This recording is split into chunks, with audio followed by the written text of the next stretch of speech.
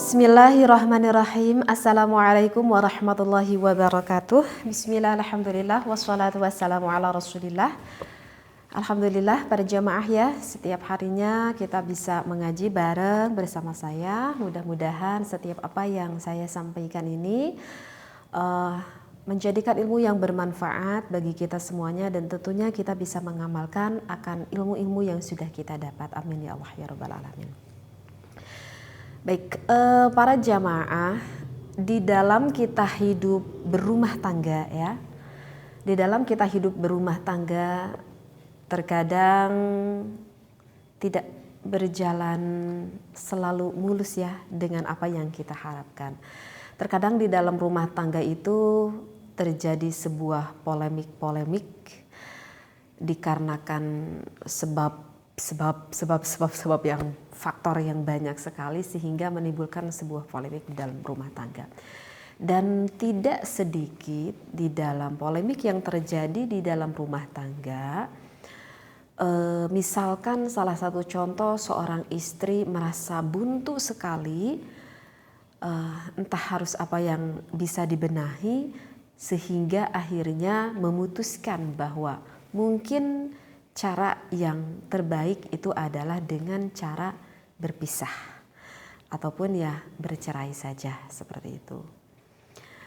Yang dilakukan oleh seorang perempuan yang ingin meminta talak ataupun ingin meminta cerai kepada sang suaminya, itu bisa dilakukan dengan cara berhulu ataupun dengan cara fasah gitu, dan semuanya itu tentu ada ketentuannya ya di dalam agama yang diajukan kepada qadi, kepada hakim, seperti itu. Nah, lantas dengan apa yang dilakukan oleh seorang istri tersebut, itu dasar hukumnya gimana? Itu diperbolehkan atau tidak? Itu diharamkan atau tidak? Seperti itu ya. Baik, sekarang saya membawa kitab Al-Fiqhul Islami pada juz ke-9 pada Shahifah 339. Bismillahirrahmanirrahim. In tadarrarat, misalkan di dalam rumah tangga itu terjadi sebuah kemadorotan bizauji yang dilakukan misalkan karena suaminya, antan hiyaz zawaja, maka akan mencegahnya seorang istri terhadap suaminya biwasitati badli syai'in, mengorbankan satu perkara dengan perantara mimmaliha, dari harta yang dimiliki oleh sang istrinya, antarikil khul'i, yaitu dengan jalan cara berhulu, au antariqi fasakhi, ataupun dengan cara ataupun jalan melakukan fasah nikah. Al-qadi, ia lakukan kepada hakim azza waja perihal suaminya tersebut. Bisababi maradin munfarin, ia lakukan itu dikarenakan di dalam rumah tangganya ya ada suatu kesakitan misalkan, sehingga mengakibatkan seorang istrinya itu misalkan udah gak kuat dalam rumah tangganya, kayak pengen kabur-kabur aja gitu ya. Artinya ya ingin pisah lah di dalam rumah tangganya tersebut. Awlisu ila usyrati, ataupun alasannya dikarenakan di dalam muasyarah rumah tangga suami istrinya tersebut bisa dikatakan jelek lah di dalam campur gaulnya itu. Wal idrari, dan juga menghasilkan suatu kemadaratan di dalam pernikahannya tersebut. Awli ghaibati zauji, ataupun dikarenakan suaminya itu hilang pergi entah kemana, au habsihi, ataupun dikarenakan suaminya itu dipenjara, au li adamil infaqi, ataupun dikarenakan tidak adanya nafkah yang diberikan oleh suami kepada istrinya, baik nafkah lahir ataupun nafkah batinnya. Nah, barusan itu adalah sebab-sebabnya dikarenakan istri sampai ingin berpisah dengan suaminya, sehingga dengan cara khulu ataupun dengan cara fasah. Baik, mungkin sebagian para jamaah yang mungkin belum pernah ngaji gitu, sehingga khulu apa sih gitu ya, fasah apa gitu ya. Kalau misalkan talak mungkin udah ngerti ya, artinya ya seorang suami yang menceraikan, talak itu artinya adalah berpisah, bercerai, yang hak prerogatif yang punya talak itu adalah siapa? Yaitu seorang suami. Sedangkan istri itu tidak punya hak di dalam mengeluarkan talak tersebut. Tetapi kalau misalkan seorang istri yang sudah gak kuat pengen berpisah dengan sang suaminya, maka tadi bisa dengan cara khulu. Baik, apa sih khulu itu? Nah, definisi dari khulu itu adalah wuku'ul furqati baina zawjaini bitaradayhima wa bi'audin tadfa'uhu zawjati li zawjiha.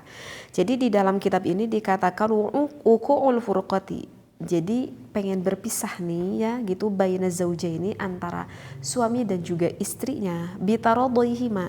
Nah, tetapi perpisahan di dalam khulu ini antara suami dan juga istrinya itu saling meridhoi. Ya, ini nanti yang membedakan antara khulu dengan fasah. Jadi kalau khulu mas suami dengan istrinya udah saling ridho mau berpisah, gitu ya. Wa bi'audin tadfa'uhu zaujati li zaujiha. Nah, dan untuk yang seterusnya ini pembeda antara khulu dengan fasah. Khulu itu disertai ada iwad. Jadi ada iwad itu ya ada tebusan, ada bayaran yang dilakukan oleh seorang istri li zaujiha kepada sang suaminya. Nah, itu yang dinamakan dengan khulu. Jadi kalau bahasa sederhananya mah ya khulu itu seorang istri gitu yang pengen cerai gitu, yang pengen pisah nih dengan suaminya, akhirnya meminta hal itu kepada sang suaminya dan sang suaminya pun mengiyakan, meridhoi apa yang diinginkan oleh istrinya tersebut, tetapi ada syaratnya mengeluarkan bayaran baik berupa uang ataupun benda terhadap suaminya, seperti itu.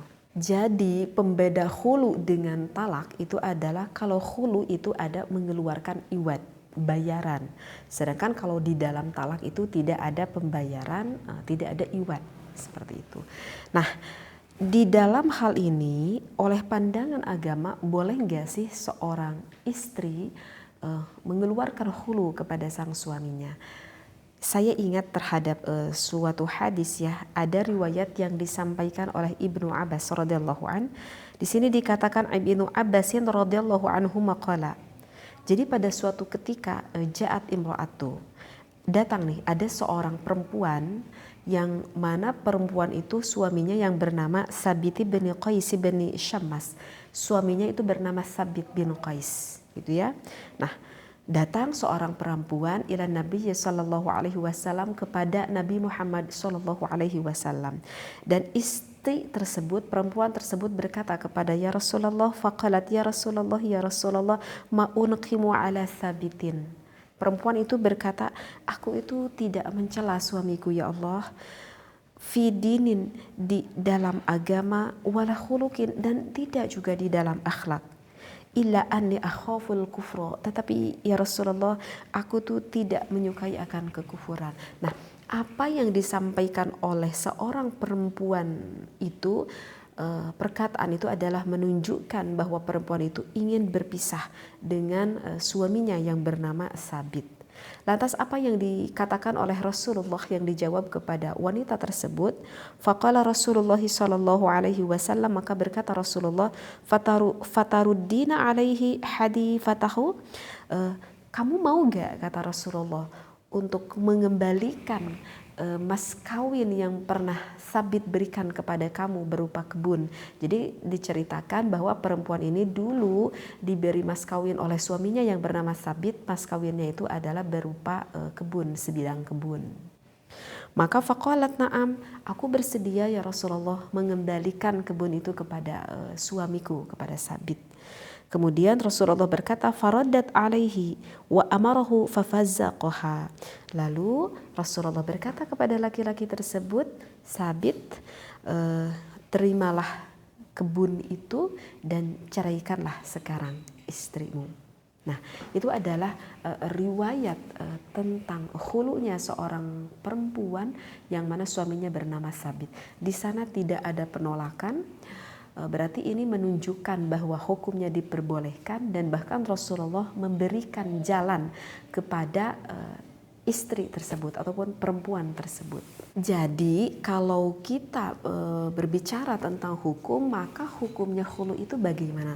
Bolehkah? haramkah atau gimana nih? Nah, maka bisa kita cerna di dalam riwayat tersebut bahwa hukumnya seorang istri khulu itu adalah diperbolehkan. Artinya ya kalau diperbolehkan tidak ada dosa bagi seorang perempuan tersebut untuk berpisah dengan cara khulu itu. Karena Allah Ta'ala berfirman, A'udzubillahi minasyaitonirrajim, fa in khiftum alla yuqima hududallahi fala junaha alaihi ma fi maftadat bih. Jadi di dalam surat itu dikatakan fa in khiftum, jika kalian merasa takut alla yuqima hududallah, untuk tidak menegakkan hukum Allah gitu ya. Artinya ya di dalam rumah tangga tersebut yang merasa takut untuk menegakkan hukum Allah karena sudah tidak adanya lagi mungkin salah satu sebab kemudaratan ataupun keharmonisan begitu ya. Fala junaha. Nah, di sini dikatakan fala junaha, tidak ada celah. Jadi sekali lagi fala junaha, tidak ada celah. Maka oleh karena itu hukumnya itu adalah diperbolehkan alaihima, bagi kalian berpisah antara suami dan juga istri fi maftadat bih ya, tetapi disyaratkan harus mengeluarkan iwad tersebut. Jadi fi maftadat bih. Jadi fi maftadat bih itu kan diambil dari kata fida. Fida itu artinya adalah bayaran ataupun tebusan seperti itu ya. Nah, oke, jadi sekali lagi hukumnya udah bisa kita pahami ya. Di dalam khulu itu hukumnya adalah dihalalkan. Baik, ada gak sih khulu itu yang mana diharamkan gitu ya? Mungkin yang ada diharamkan itu kalau misalkan di dalam proses khulunya itu terjadinya itu sebab keburukan, misalkan aniaya dari seorang laki-laki terhadap perempuan, artinya dari seorang suami terhadap istrinya. Misalkan contohnya gini nih, gimana ya contohnya ya? Misalkan contohnya seorang istri ini, perempuan ini adalah seorang yang kaya gitu ya, kaya, yang punya beberapa sebidang tanah, ya otomatis punya kendaraan, punya rumah. Mungkin wanita ini punya perusahaan kali ya. Kenapa kaya? Artinya kaya lah, punya harta bendanya yang cukup banyak. Tapi sayang sekali wanita ini memilih seorang suaminya itu yang tidak tepat bagi dirinya.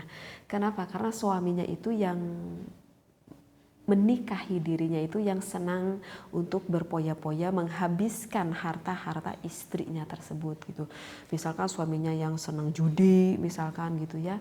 Apa itu senang mabuk misalkan, naudzubillah, misalkan sampai senang zina beberapa kali, sehingga ya menghambur-hamburkan uang istrinya aja gitu. Dan disayangkan sekali gitu istrinya itu yang lemah banget gitu di depan suaminya gitu, yang lemah banget, sehingga ya istrinya tuh gak bisa bertindak apa-apa ketika suaminya menghabiskan uang istrinya. Udah gak sabar itu kan istrinya, aduh ini udah bisa bertahankan nih rumah tangga kayak gini, aku tuh pengen pisah aja gitu ya dengan suami aku. Bilang nih ke suaminya tuh udah gak kuat, aku pengen pisah gitu dengan kamu. Dan suaminya berkata, baik aku berpisah dengan kamu tapi pengen dengan cara khulu. Artinya ya kamu harus mengeluarkan harta kamu untuk menebus hak akan talak aku itu gitu. Dan suaminya itu sengaja sekali awalnya udah menghabiskan uang, dan paling-paling juga nanti istri aku kalau enggak kuat ya pengen minta hulu, dan aku akan meminta harta yang banyak misalkan dari istri aku itu. Nah, itu yang dilakukan oleh laki-laki macam itu adalah haram. Jadi bukan hulunya yang haram, bukan hulunya yang haram, tetapi kelakuan yang dilakukan oleh suami tersebut terhadap istrinya itu adalah yang diharamkan. Seperti itu ya. Karena Allah Ta'ala berfirman, wala ta'duluhunna litadhhabu biba'di ma ataitumuhunna. Seperti itu. Jadi jangan kalian menyakiti istri-istri kalian agar kalian itu bisa pergi dengan apa yang kalian sudah berikan. Seperti itu. Jadi udah ada 2 ilmu ya yang kita dapat ya. Ini bisa difahami gak ya kalau saya lanjutkan. Jadi yang pertama tadi kita udah mengetahui definisi ataupun apa sih khulu itu. Dan yang kedua kita udah memahami hukum khulu itu. Ya, baik. Saya lanjut ya. Sedikit-sedikit biar paham. Nah, di dalam khulu itu, di dalam proses khulu itu ada rukunnya gak sih gitu ya? Ada rukunnya gak di dalam khulu itu? Maka ada khulunya. Yang pertama ada al-qabil, kedua ada al-mujib, yang ketiga ada iwad, dan yang keempat itu adalah ada ucapan ya. Ada sighat, ada redaksi ucapan gitu. Jadi di dalam khulu itu ada ijab qabulnya. Ada ijab qabulnya gitu. Siapa yang mengeluarkan ijab atau al-mujib itu adalah seorang suami. Dan siapa al-qabil yang menerimanya itu adalah istrinya. Seperti itu. Saya contohkan ya, takut kurang paham. Misalkan suami berkata seperti ini. Baik, saat ini kita berpisah dengan mengeluarkan bendanya, misalkan satu mobil kali kayak gitu ya. Baik, sekarang aku berpisah dengan kamu, misalkan ke istrinya, dengan mengeluarkan satu mobil gitu ya. Nah itu adalah udah mujib, udah ada ijab. Dan istrinya misalkan menerima, kata istrinya baik, aku menerima itu gitu ya. Nah itu adalah ucapan penerimaan, al-qabil ya.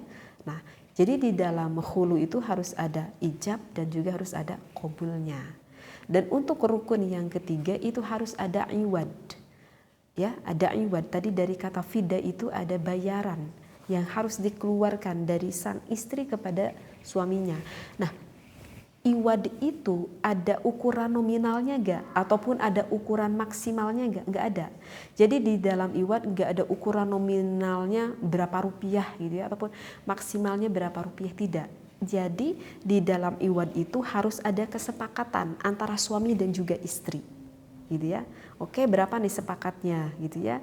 Oke, sepakatnya cuma 2 juta aja gitu ya, dan suami ridho, istrinya ridho. Ya udah, itu jadi iwad. Mungkin ini dikarenakan istrinya yang kaya banget, misalkan perjanjiannya itu di dalam iwad itu kesepakatan misalkan mengeluarkan satu rumah misalkan gitu ya.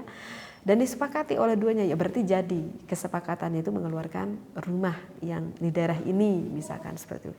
Jadi tidak ada ketentuan berapa gitu ya di dalam iwad. Nah, yang keempat di dalam rukun khulu itu harus ada sighah, harus ada ucapan, ada redaksi ucapan yang diucapkan oleh suami ijab itu kan kepada istrinya. Nah, ini di dalam ucapan ini yang harus dipahami lagi ya. Oke. Siap-siap dulu konsentrasi ya untuk lagi menerima ilmu. Nah, di dalam sighot itu ada seorang suami yang mengucapkan kepada istrinya, ada dengan bahasa kinayah, ada dengan bahasa sharih. Sekali lagi ya, di dalam pengucapan suami menceraikan ataupun mentalak istrinya itu ada bahasa kinayah dan juga ada bahasa sharih. Naon atuh cenah teh sharih teh apa gitu ya. Sharih itu jadi diucapkan dengan bahasa yang jelas. Artinya ya dari suaminya ada kata talak gitu pada istrinya, ataupun ada kata cerai gitu ya. Gitu ya. Kalau bahasa Indonesianya kan cerai gitu ya. Talak itu gitu. Misalkan gini, saya kasih contoh. Oke, sekarang aku menceraikan kamu. Aku mentalak kamu dengan iwad satu mobil misalkan gitu ya. Nah, itu bahasanya sorry. Bahasanya udah jelas, ada bahasa talak ataupun bahasa cerai, pisah seperti itu. Nah, maka ulama itu bersepakat kalau bahasanya itu sharih, maka itu dimasukkan ke dalam talak bain. Apalagi ini talak bain. Udah segini aja dulu ya. Saya ulangi lagi, takut gak paham. Kalau bahasanya jelas, aku ceraikan kamu, aku talak kamu, maka itu menjadi, menurut pandangan ulama, menjadi talak bain. Itu nanti saya jelaskan apa talak bain. Nah, berbeda kalau ucapan dari suaminya kinayah itu nggak jelas. Misalkan, oke, kalau kamu pengen kita nggak bersama lagi, saat ini kamu pulang ke rumah ibu kamu dengan mengeluarkan satu mobil. Gitu ya. Berarti bahasanya itu gak jelas. Oke, saat ini kamu pulang ke ibu kamu dengan mengeluarkan satu mobil ya. Kalau kamu mau sepakati. Kata istrinya, oke, aku sanggup mengeluarkan satu mobil. Siapa takut? Aku mobilnya banyak misalkan kata istrinya. Nah, itu kan berarti bahasanya tidak jelas. Bahasanya tidak jelas kinayah itu. Nah, di dalam pembahasan kinayah itu, kalau ini berbeda pandangan ulama. Ada yang mengatakan bahwa itu juga termasuk ke dalam talak ba'in. Ada juga pandangan satu ulama mengatakan bahwa itu termasuk ke dalam fasah. Seperti itu ya.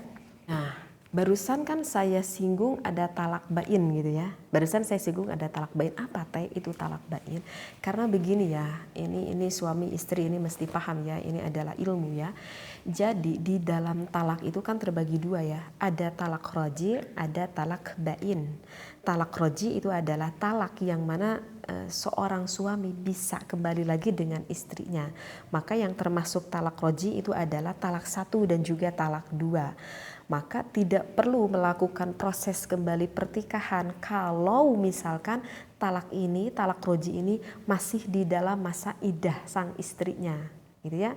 Kalau masih di dalam masa iddah sang istrinya, suami pengen kembali lagi, ya udah kembali aja dengan ya seperti itu, kembali aja gitu. Tetapi kalau misalkan udah keluar dari masa iddah sang istri, suami pengen kembali lagi dan istrinya menyetujui, maka itu harus ada proses pertikahan kembali. Ya harus ada walinya, harus ada saksinya ya, harus ada mas kawinnya, seperti itu. Nah, berbeda dengan talak bain. Talak bain itu adalah talak yang mana suaminya itu nggak bisa kembali lagi ke istrinya. Jadi kalau mau kembali lagi ke istrinya itu harus melewati perantara istrinya menikah lagi dengan laki-laki lain. Oh, berat gitu ya. Nah, itu adalah talak 3 yang dinamakan dengan talak bain, seperti itu. Nah, dan hulu ini pun ulama berpendapat bahwa ini udah termasuk ke dalam talak bain. Ya kahartilah ku akal orang gitunya. Kenapa termasuk ke dalam talak bain? Ya kalau misalkan udah enggak termasuk kepada talak bain, ya untuk apa seorang perempuan kok sampai rela mengeluarkan hartanya ataupun mengeluarkan bendanya? Itu kan berarti menunjukkan memang ya aku udah gak pengen lagi kembali gitu sama kamu gitu ya, sehingga termasuklah ke dalam talak bain itu ya. Kalau misalkan Hanas aku udah mengeluarkan harta tapi masih kalau tetap kembali mah ya untuk apa gitu kan ya. Nah, seperti itu. Nah, dan satu ulama lagi berpendapat kalau bahasanya itu adalah kinayah, tidak jelas, maka itu termasuknya hanya ke dalam pasah nikah aja, enggak termasuk ke dalam talak bain gitu ya, enggak termasuk ke dalam talak bain. Kenapa berpendapat termasuk ke dalam fasah jika ucapannya itu adalah kinayah? Karena yaitu menyambung akan riwayat yang tadi yang disampaikan oleh Ibnu Abbas. Ini wali Abi Dawuda, ini yang disampaikan oleh Abi Dawud wa Tirmidzi dan juga Imam Tirmidzi, wa hassanahu, dan dihasankan. Nah, di sini dikatakan anna imra'ata Sabit bin Qais, bahwa istrinya Sabit bin Qais itu ikhtala'at minhu, kan meminta khulu ya pada suaminya itu ya, meminta khulu pada Sabit itu dengan mengeluarkan kebun itu kan. Nah, faja'ala Nabi sallallahu alaihi wasallam iddataha haidatan. Maka Rasulullah mengatakan kemudian Nabi menjadikan iddah bagi seorang perempuan tersebut hanya 1 kali haid saja. Ya, hanya 1 kali haid saja, dan mungkin itu tidak dikatakan dengan iddah mungkin ya. Jadi wanita tersebut boleh menikah lagi misalkan dengan laki-laki lain itu harus menunggu 1 kali iddah, seperti itu. Dan ini tuh sebetulnya kalau ini yang saya sampaikan dari awal sampai akhir ini semuanya yang bermadzhab Imam Syafi'i ya. Yang saya sampaikan dari awal saya bermadzhab Syafi'i agar tidak bingung. Nah, di dalam madzhab Imam Syafi'i pun ada qaul jadid dan ada qaul qadim. Kalau menurut yang disampaikan qaul qadim, artinya qadim itu terdahulu, maka masa iddah seorang wanita yang khulu itu adalah kalau misalkan fasah itu adalah 1 kali haid. Sedangkan kalau menurut qaul jadid itu adalah 3 kali masa suci. Nah, paling ini yang perbedaan pendapat di dalam menunggu masa iddah. Kalau menurut qaul qadim 1 kali haid, tapi kalau menurut qaul jadid itu adalah qaul yang baru gitu ya. Boleh menikah lagi itu harus menunggu 3 kali masa suci seorang perempuan tersebut. Bisa dipahami ya. Nah itu yang dinamakan dengan apa itu? Dengan khulu seperti itu.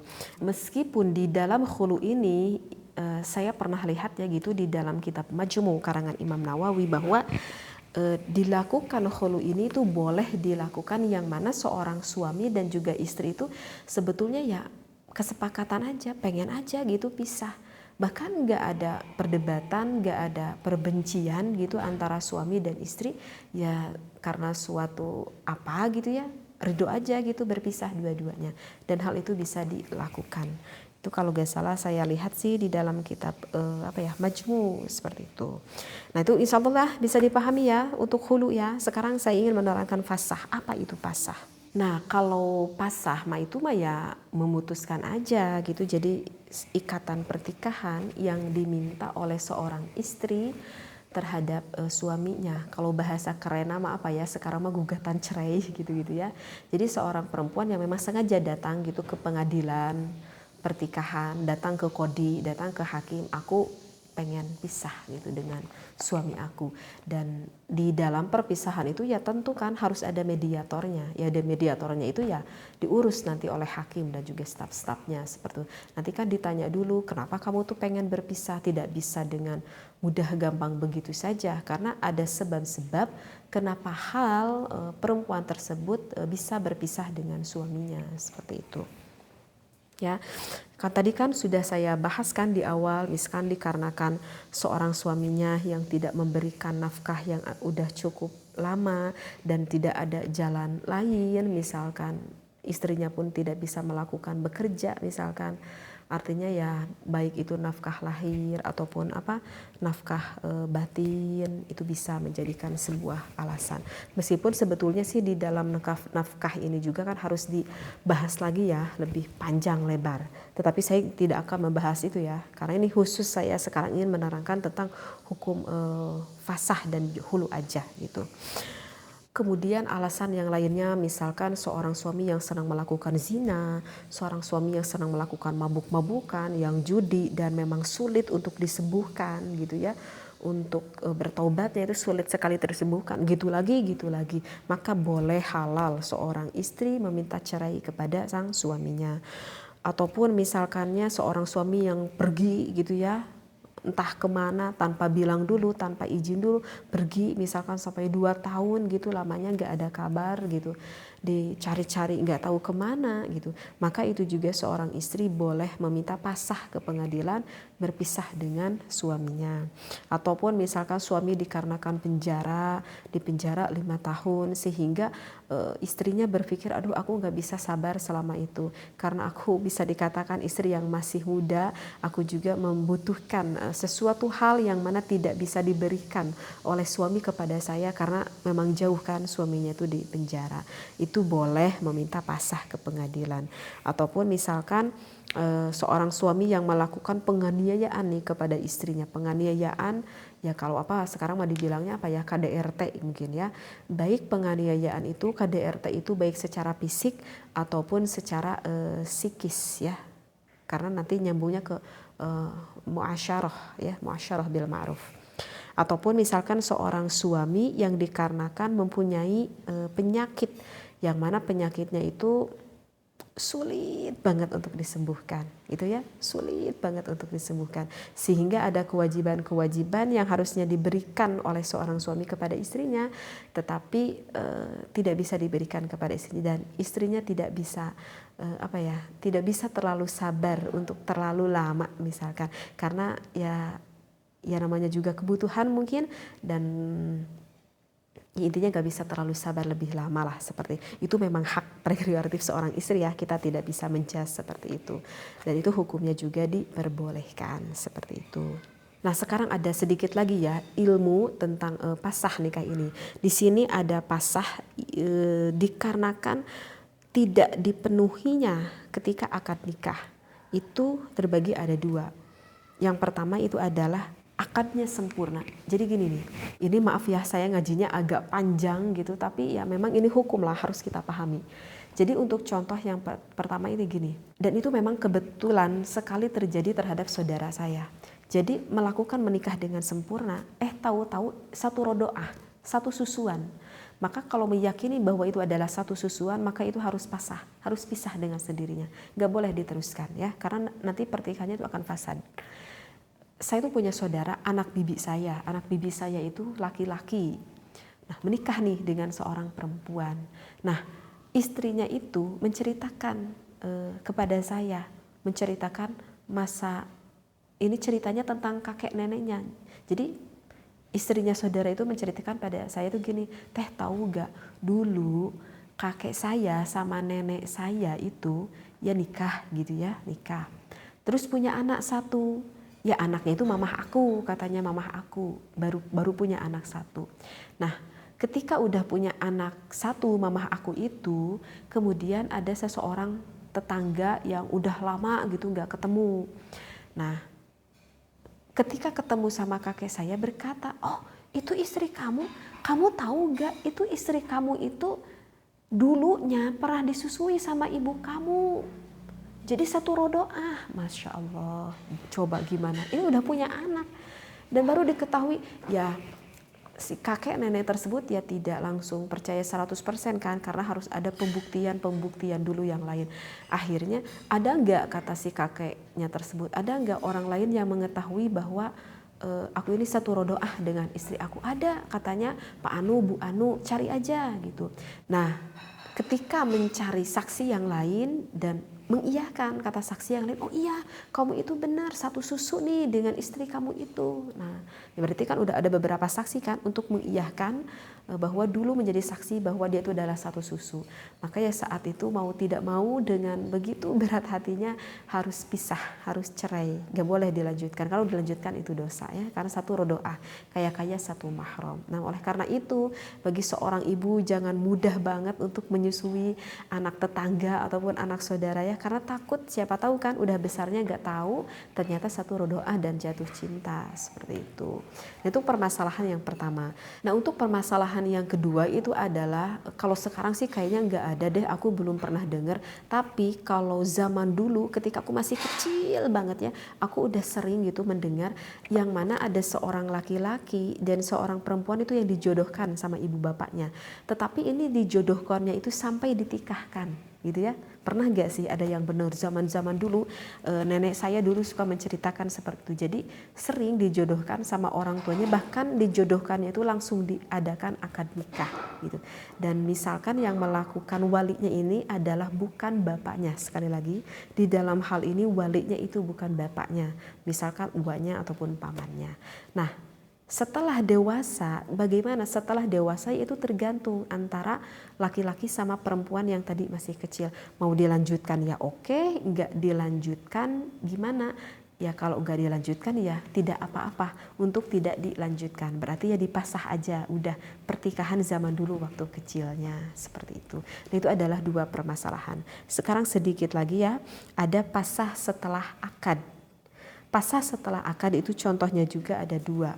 Bagaimana contohnya? Contoh yang pertama seperti ini. Suami istri yang udah nikah, na'udzubillahi min dzalik, na'udzubillah, misalkan suaminya itu murtad, misalkan berpindah ke agama lain, berarti kan otomatis udah tidak seagama. Maka secara otomatis istrinya itu harus berpisah dengan suaminya.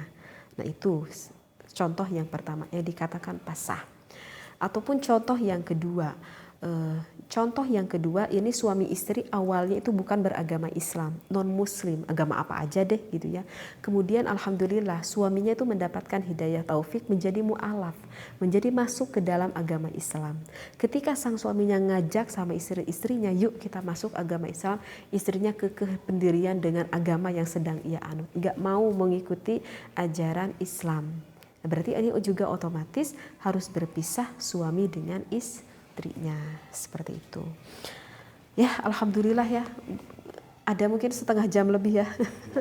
Saya ngaji bab khulu dan fasah ini, mudah-mudahan dari panjang lebar yang udah saya bahas ini, kalau misalkan agak kurang paham nih, terlalu banyak yang dibahas, ulangi aja lagi ya videonya ya. Ulangi aja lagi videonya, didengarkan secara cermat dan mudah-mudahan bisa difahami apa yang saya sampaikan. Wallahu a'lam wabillahi taufiq wal hidayah. Wassalamualaikum warahmatullahi wabarakatuh.